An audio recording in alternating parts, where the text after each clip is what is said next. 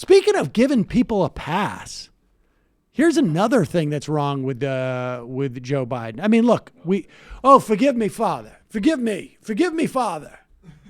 So I campaigned for a republic. Forgive me, Father.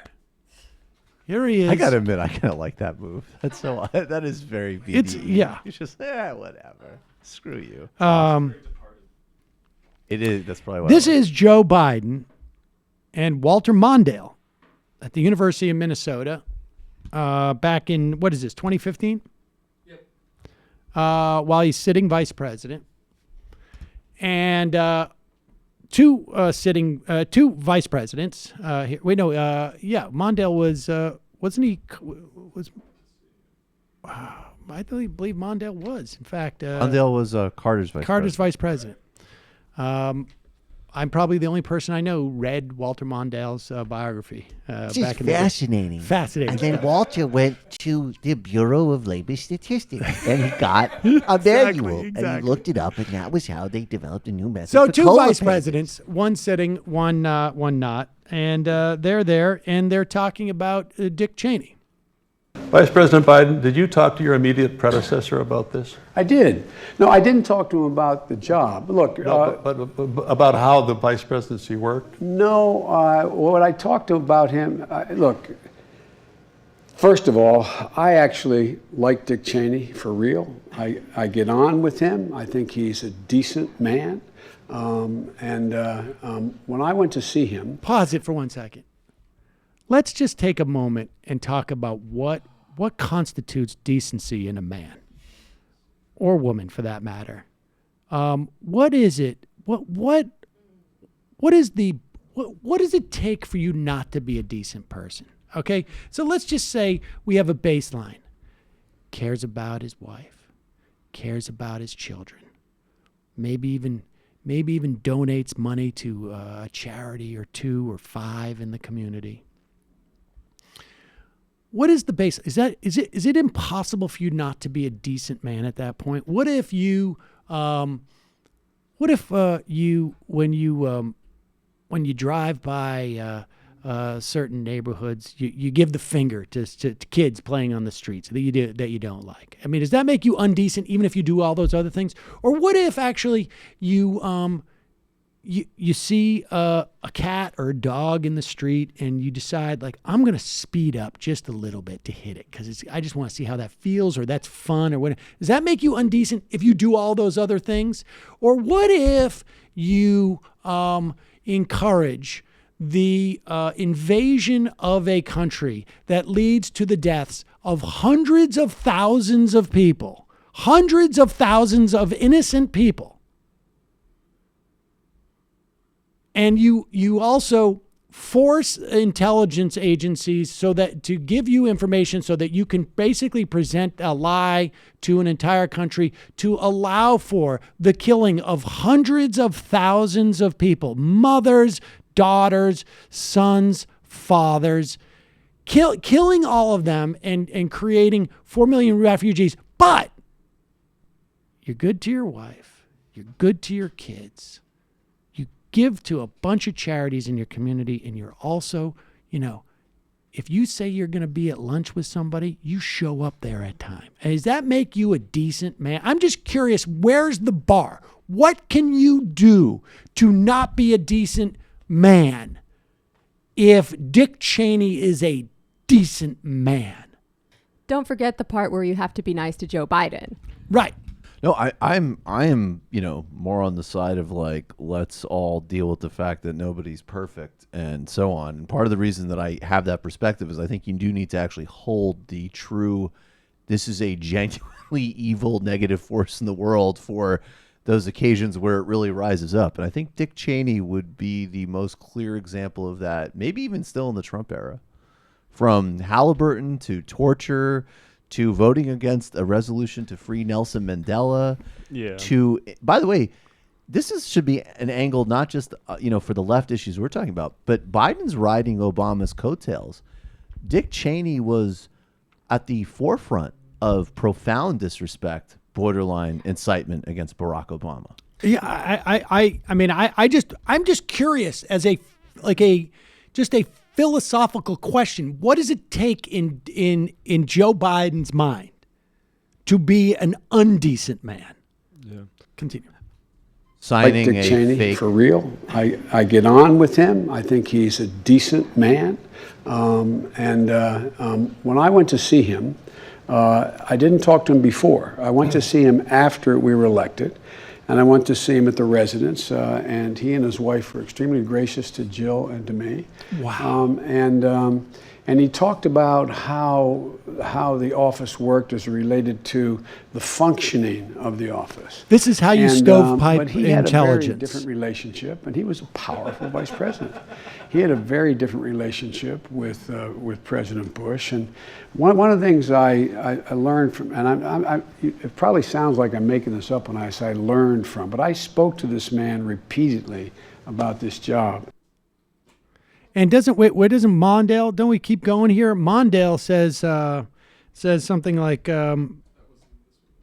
yeah, let's get that clip because we owe it to Walter Mondale to show that there's actually, because this is important actually, because it is not a requisite for you as a politician to simply judge other politicians based upon not what they do as a politician, but as like the way that they are in their real life. Like I want people to have a glimpse of Dick Cheney. Like we all have this caricature of Dick Cheney and this and that, but I want you to know in real life, he was really gracious to me as the sitting vice president. Like, and that takes a lot out of a guy. You know, Yeah. a lot of people, that's one of the things, one of the things I have on my Bumble profile is like, I want to make sure that you treat waiters and waitresses and sitting vice presidents nicely, because that's the way you measure the decency of a human being. I recall Cheney gave an interview right before Obama was inaugurated, actually, and this was not just even to Biden. This was a big interview, and he talked about the legacy of Bobby Kennedy and MLK, and said it was a great day for America. So it's like, okay, he's capable. Do we have the rest of that clip? Things. First of all, Okay. We've got it. He's always been really nice to I'm me. fine, but what a wonderful, wonderful man. Vice President Biden, did you talk to your immediate predecessor about this? I did. No, I didn't. Okay, no, so- But he had a very different relationship, and he was a powerful vice president. He had a very different relationship with President Bush. And one of the things I learned from, and it probably sounds like I'm making this up when I say I learned from, but I spoke to this man repeatedly about this job. And Vice President. You know, I actually think the thing is too is like I think that Joe Biden could say like I learned from this guy. I didn't agree with him, and I had some real problems with what he did. But there's not many vice presidents, and I learned some things from him. As much as I was not, what you would call a fan. He could have said that, and in fact, even if he thought in his heart, nice guy, very nice to me. On some level, the idea that he doesn't think that he has a responsibility to show some measure of, maybe disdain's too strong of a word, but to show some measure of dissent as to anybody who's creating a narrative that this is how a vice president should act. Like, you have a responsibility to the country, to society, even if you don't even feel that personally, to indicate some problem with this man because of what he did. In fact, the reason why you're sitting there as a sitting vice president is because Barack Obama was supposedly against that war. And why would you be against that war? Because there was no reason to wage it, and it killed hundreds of thousands of people. Dick Cheney was intimately involved in both of those aspects. It's an insult to people's intelligence, too. We're not here to find out. Nobody in that audience is there to find out about Dick Cheney as a private person. Well, that's the thing. Is he's saying, like, it's almost more important. Yeah, to what degree is this a game to you? If you think being friends with other people in the political class is more important than the lives of hundreds of thousands of human beings. The aircraft to the housing, etc. Vice President Mondale, do you have some views on the Cheney vice presidency? A little bit different, I would say. He was kind to me. He's kind to Joan. We visited the home and so on. But he said early on that he was going to take things to the dark side. And I believe he really did. And he created the vice presidency as sort of a privileged sanctuary. Wouldn't respond to subpoenas, stiffed the Congress on who his... He had a different view. Yeah, and he worked with some of his key guys to bring about the torture memo and so on.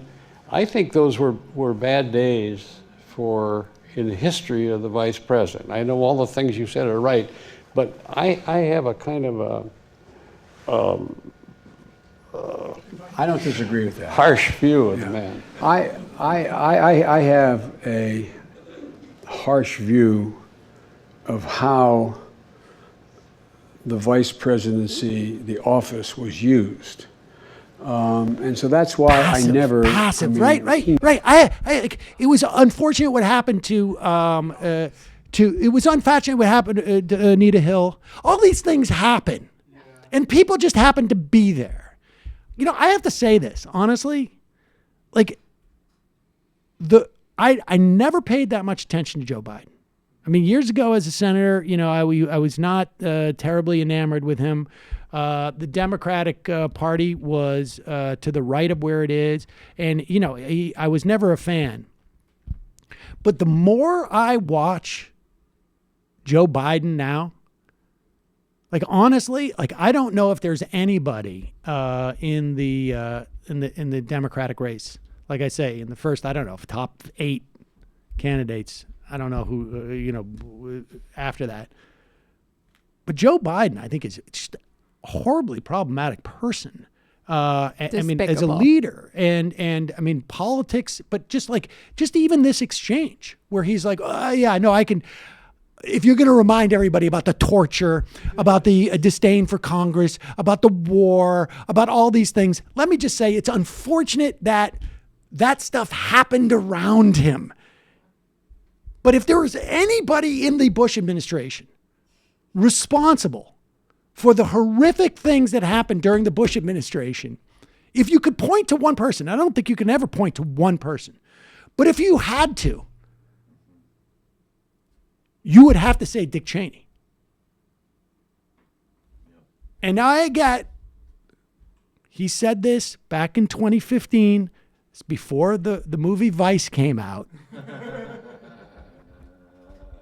But seriously, this is bad stuff. And, you know, I want to talk to Weigel on Monday about, you know, sort of what the Democratic voters that he's come in contact with are trying to think. But there is going to be a tremendous amount of buyer's remorse if people think, A, that it doesn't matter who can beat Donald Trump, and B, that Joe Biden necessarily can.